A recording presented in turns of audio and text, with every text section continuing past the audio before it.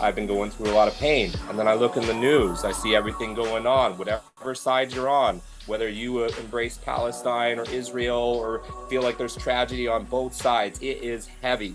And everything that we're seeing in the news today, everything going on with social media and just feeling like I need to be a certain way because people are judging or I'm not getting enough likes, whatever it is, relationships fall apart, work gets hard, there's a lot of layoffs going on, there's a lot of crime, there's all this stuff in the world. And we also got generational pain that we came into the world with, all these social constructs, all this fear that our parents put onto us too, that they never resolved. So every one of us is carrying energy that is heavy. And a lot of things that we do, like therapy, is to try to make peace with and kind of nullify or neutralize or calm a lot of the pain, right? When we cry, those tears can wash out some of the negative energy. It's very healing. It's very beautiful to release that anger. If we go up on a mountaintop and just scream as loud as we can, that catharsis is beautiful. That release is beautiful. But where does the greatest magic happen? I think it's in transmutation. The universe cannot tell the difference between positive and negative energy.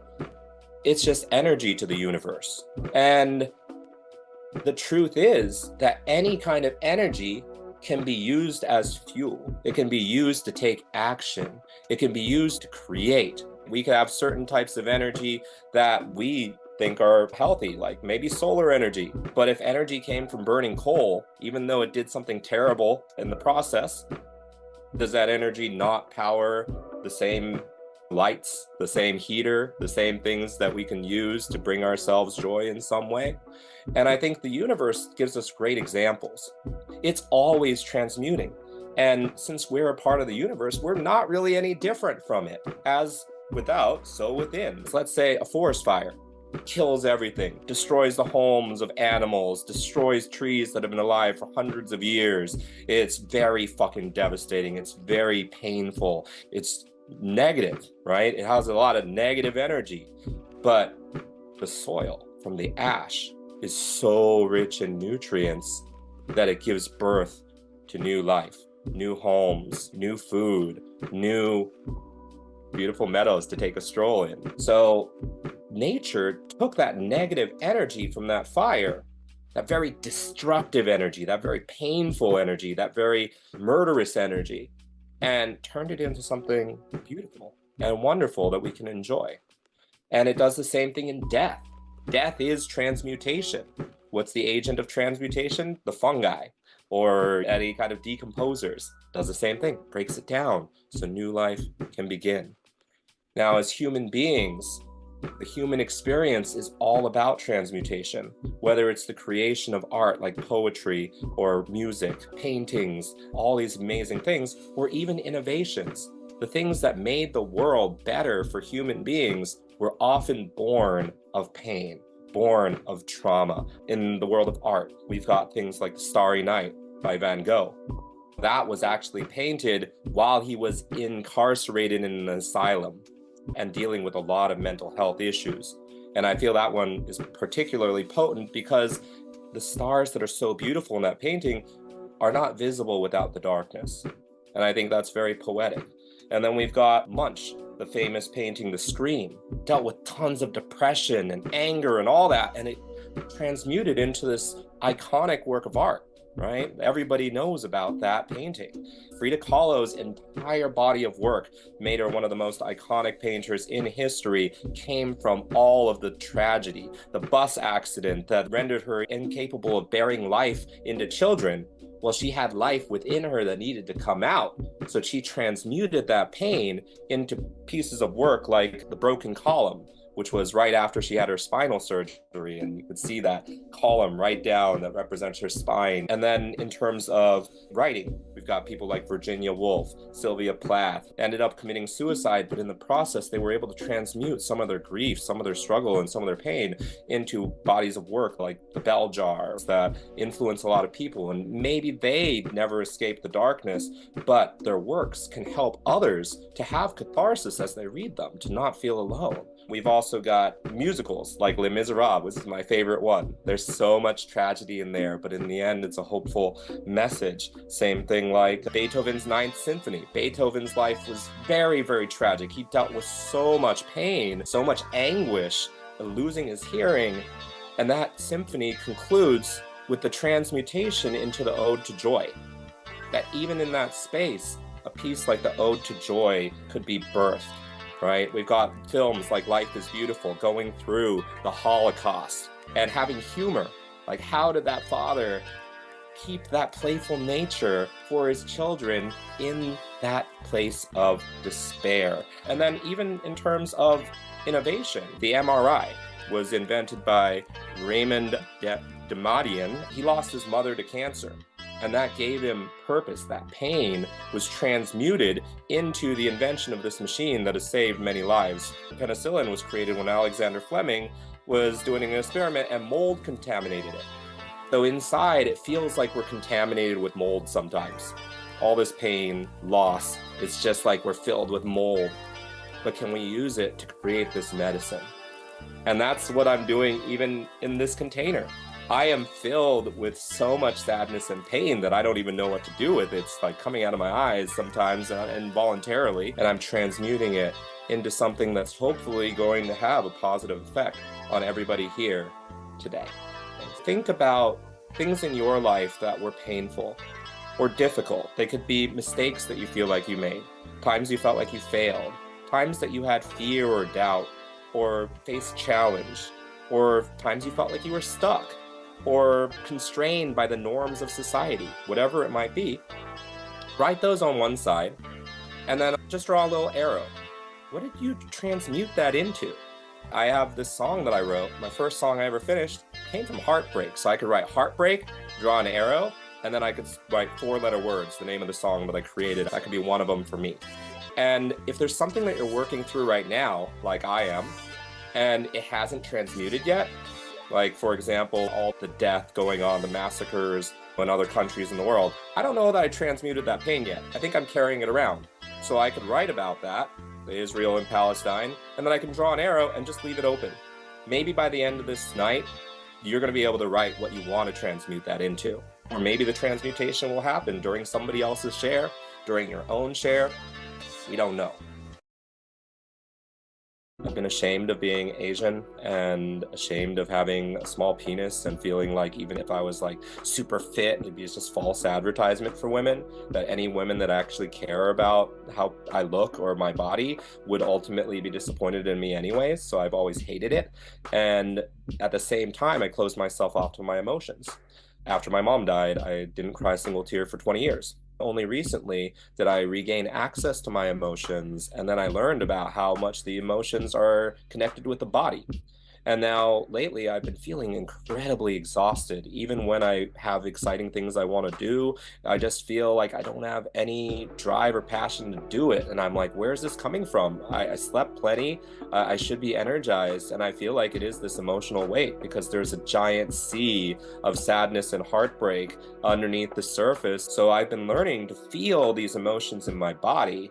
And then I've been going to explore places like ecstatic dance, which is a very limiting belief. I was always scared to dance. I thought I couldn't dance. And I've been moving and really just trying to feel the emotions and let them out. A lot of the gestures have been pushing it out, right? Just trying to release and release. And there's been a lot of freedom. I'm able to be less stiff. I'm able to find some wiggle.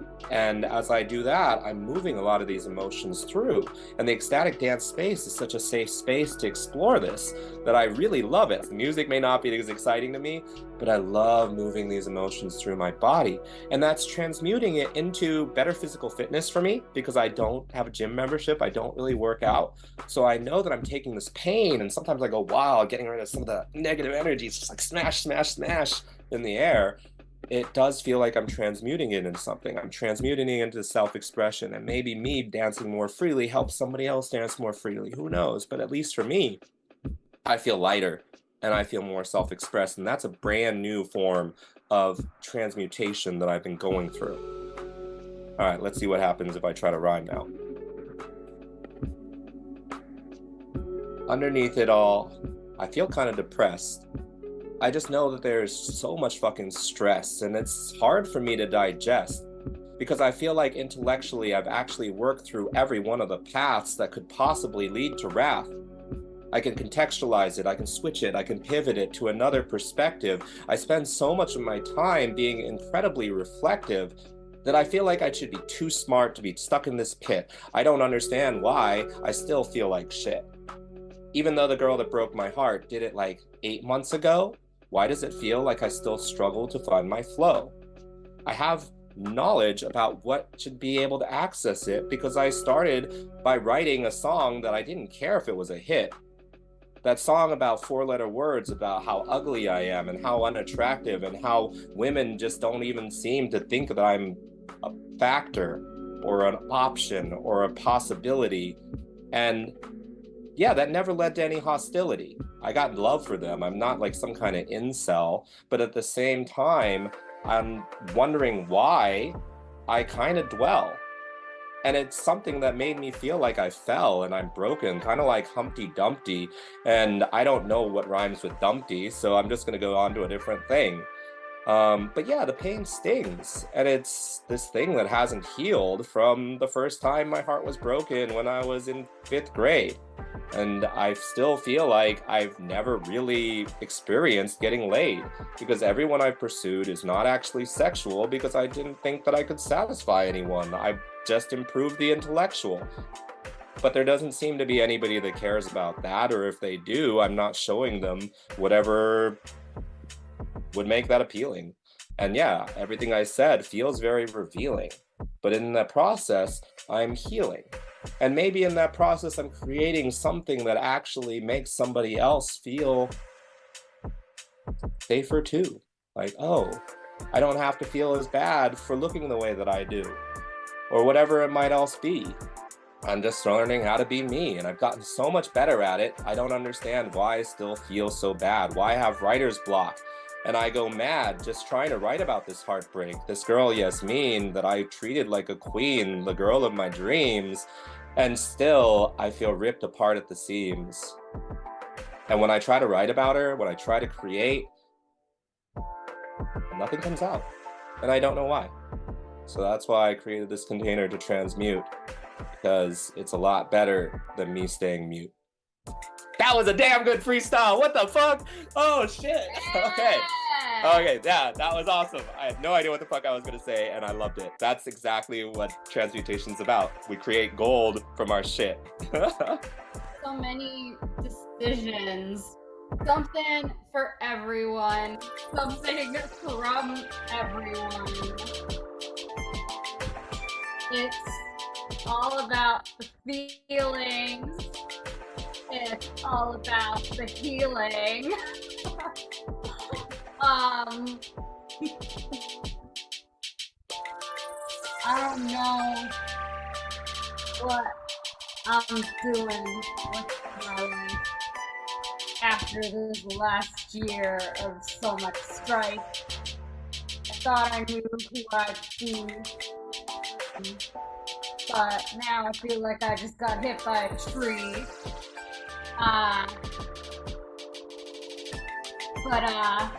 Thank you, Infinite Chi, for inspiring me and telling me to come here and be here. All of you awesome people in this little steeple. I thought I understood community, but last year was a hell of mutiny, a whole lot of betrayal, left me real frail, and now people think I'm an expert, but I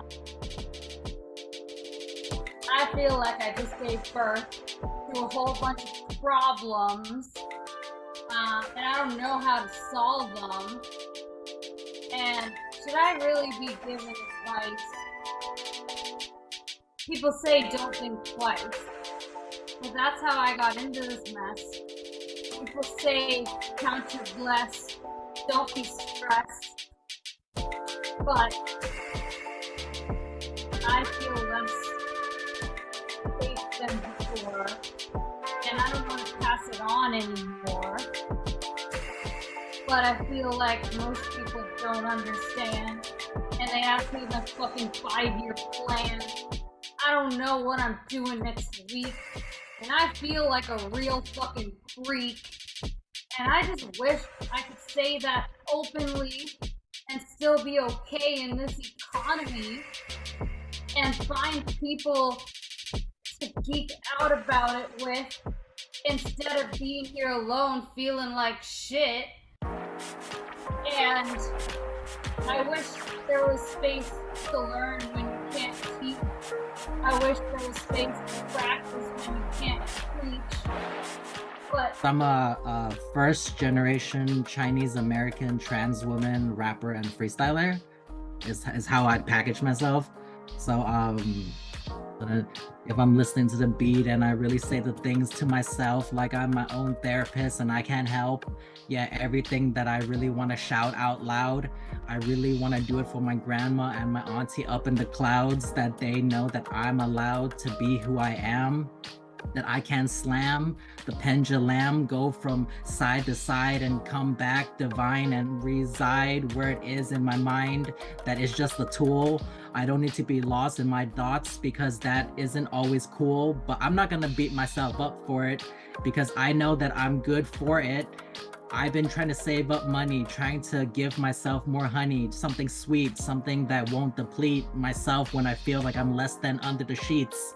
And even when I'm out on the street where I was born at 16th and Mission in the chalk circle, I was like coming out every week out in the open, in the public. And then I was trying to become chosen and then understand myself and know that I'm not losing the flow and because I'm keep on going. And even if it's scared and I feel the resistance and the block within my heart chakra, I push through it and then I'm ready to rock ya as the international rap rock star rocka. I have to do this. There's no other way. There's a lot of things that I really want to say, and there's regrets and there's insecurity, there's pain and there's agony. There's parts of myself that feel the perfection will never be reached. But this is me, and I don't fight with society to be a leech. I'm just doing this because I want to impeach those that aggressively bring down people that are the little guy. I used to feel like one. I was the boy, now I'm the woman in your eye. But what do they see? Because I know in my reality, I never got to be a girl or a man. So can I really understand two sides of the same coin? The middle part is the change. That is the change, because you gotta make it on the coin to be able to pay your rent on time, and then walk on that line. Don't fall off, be divine. I've been hearing signs. It might be aliens. The first encounter kind. That's it. I sometimes tend to do it to myself by having to feel like I gotta live my life my way and do things my way.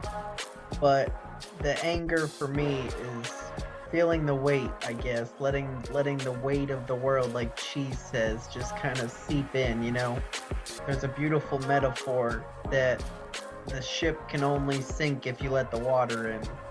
And so I think that's where the transmuting really is finding the out, or being able to have the out so that you can stay afloat. And so for me, I'll be about the zen, you know, releasing the weight. You gotta try and let it go so you don't flip over the plate. You gotta just let in the fresh air, you know. You gotta push forward to see the good. There's so much really going on. It's just about what you're trying to understood. But it ain't really that heavy. It's all about what our brain does. It's really the big tragedy. It's a good life, man. You know, you could say this is what you gotta make it be. We're all trying to find that light, and you know, it's really just hard to see. However, though, you gotta shine that lantern and let out a glow, because that's just gonna keep you from going down that road. So it's all about finding the inner peace, you know? Everyone's got the weight, but that's why we need each other. You can only fight it alone for so long. At the end of some point, somebody's gonna say something and you're like, you know, I wish I would have thought about it that way. So I think that is a really beautiful thing, because a lot of us don't feel that we have an out, and so you try to hold that weight no matter what it may be. And whether it's sadness, frustration, anger, chaos, or whatever it is, it's like releasing it to other people, even if they don't fully understand it, can relieve a lot to you, because there's only so much space in your head sometimes, and you know, you gotta at least keep it free for a rhyme. Thank you for sharing that, Zen. That resonated a lot with me. I really like that water analogy as well. For myself, what I'd like to transmute is, about 4 weeks ago, I did a past life regression. And in the past life regression, in one of my alternate lives, I was abandoned as a baby and was raised by an adopted family. And in that session, it also talked about being abandoned in this lifetime as a baby as well. And when I asked my family about it, it turns out that my family immigrated to America a year before I came over from Japan, and I lived with my uncles and aunties during that time. And so what I came to realize was this feeling of abandonment has happened in multiple lives, and a lot of why I am a people pleaser, and why, you know, I would even do things that my employees would tell me to do, even though I ran the company, was because I was so worried about people abandoning me and not feeling wanted. And so I realized that a lot of like my professional achievements and a lot of the things that I wanted to do was to feel worthy and not feel like I was someone like a worthless child that had to be abandoned. And even though I intellectually understand why my parents came over first in order to set up a foundation before I could come over, I believe that there's something deep within me that feels like not safe, and feeling like I need to please other people and make sure that no one jumps off my tribe or jumps out of my tribe. And so that's been a really interesting thing to deal with as a 47-year-old, thinking like, wow, I don't even have a memory of this, but also knowing that there is something about that is continually affecting me to this day.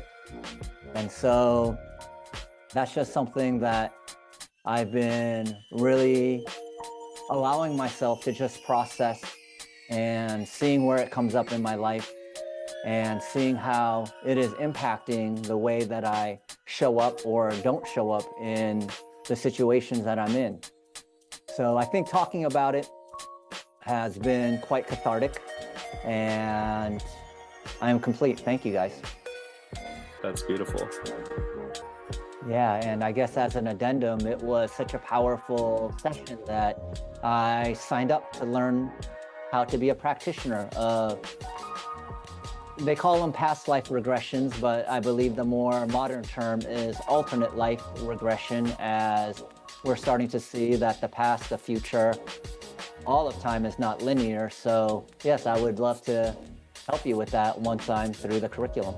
I want to celebrate you. I think that you just started transmuting it, and transmuting can happen in small ways or in really big ways, right? Like when we get stressed out and we go for a run, that's transmuting it. You're taking that energy and you're doing something positive with it. And coming here, taking that chance, you didn't even really know what it was when I invited you.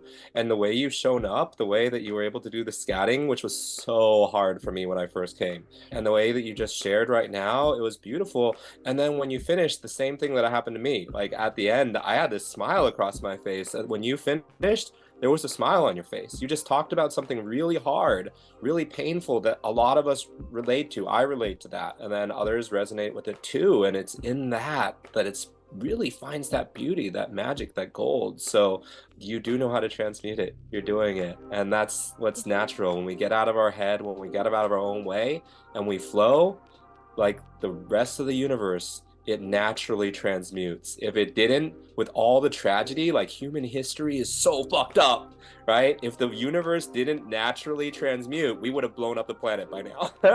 So we do it, and you did it, and I loved it. Thank you. I just wanna sing, yeah. But every time I open my mouth, I feel down. And I'm so mad. I'm so mad. And I'm so sad.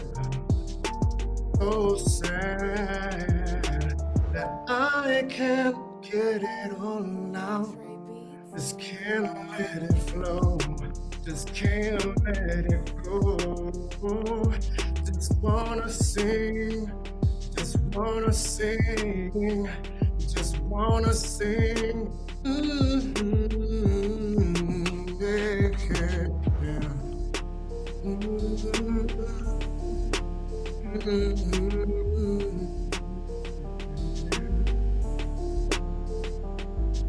Interesting. What's the point if no one's listening? I always dream, dream, dream, dream, dream, dream, dream, dream, dream, dream. Thank you. It's just more painful for me to be a bud than to bloom. There's no other way around it. I mean, I could just stay small, but I want better things for myself. I want to grow, and there's no other way around it. The thing that sucks is like I hear something in my head, or like that my critic hears, that has nothing to do with what anybody else hears, and it doesn't matter what anybody tells me. So I'm just like working on like my own relationship with my voice and my comfort level, and it's incredibly uncomfortable. And I just felt like everybody who went before me was courageous enough to hang their dirty laundry, and I wanted to show up for myself, and I wanted to like hold the space, and like I came here to grow. So I just was like, whoa, when like you feel something coming on and you're like, damn, I gotta do this. You're like, I gotta do this. And you're like, fuck it, I'm just gonna do it. That's just what happens. So, yeah, thank you. Did you hear that, everybody? It's like a flow ball effect, right? I even say sometimes vulnerability has this thing where the words can be so overused and almost grotesque to certain people, depending on the professions or their stances with it. I call it stepping out of the box. Because of everybody that came before exhibited some ability to step outside of the box, it does grant this thing like a permission slip, right? It gives people like a sense of like, I guess I can do that too. And it's all expressed in different ways. So I just want to acknowledge the labyrinth of the flow ball effect that took place that creates those kinds of opportunities for people to open up even more. I can actually tie that back to my share. I started my share with where I'm really, really stretching my insecurities and pushing up against my comfort zone now is with the movement and dance. I took my friend who was visiting from Oklahoma to one of these kind of conscious dance spaces. And she told me afterwards, I've never danced so freely in my entire life. I was able to dance like I was in my bedroom, surrounded by people, and that's never happened to me before. Is that what happened to you when you came to ecstatic dance? I thought about it, and I realized it wasn't. At ecstatic dance, I dance more freely than I ever have danced in my own room by myself. Just seeing how free everybody else is, it took me to a level that I couldn't have even come up with on my own. Like, I didn't even know you could move like that. And in being in that group flow where there's like 200 people just doing whatever they want and, you know, moving in all kinds of ways, freed me up. There's something to group flow, right? There's something to being around people in that community that unlocks a new level. It's a mirror that shows us parts of us that we didn't see or we didn't think we could do. And I felt it in my own way, and it was beautiful to see you feel it in yours. I gotta say, this is probably my favorite FlowFam that I've ever facilitated. It was fucking amazing. Like, thank you. This is what humanity can look like. And we didn't even have to be in the same place. Like, we could do this online through screens in a way everybody's like, oh, I don't want to use Zoom. It's just like for work and like it's no fun and you can't connect with people. We just took the lid off of that. We just opened the new perspective. We were not constrained. We were not constrained by geography. We're not constrained by our upbringing. We're not constrained by society. We're not constrained by ourselves, most importantly. And the kind of transmutation that happened today exceeded any of my wildest dreams.